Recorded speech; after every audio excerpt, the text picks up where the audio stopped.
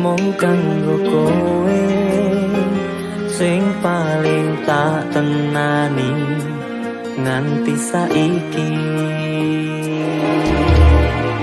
Tumetese banyu moto iki sing dadi saksi sumpah lan janji sehidup semati.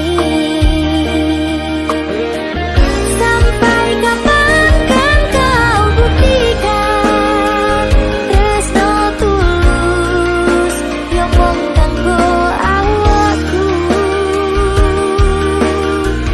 Sampai mati kan ku pastikan mergo mung kowe sing tak tresnani tekaning mati.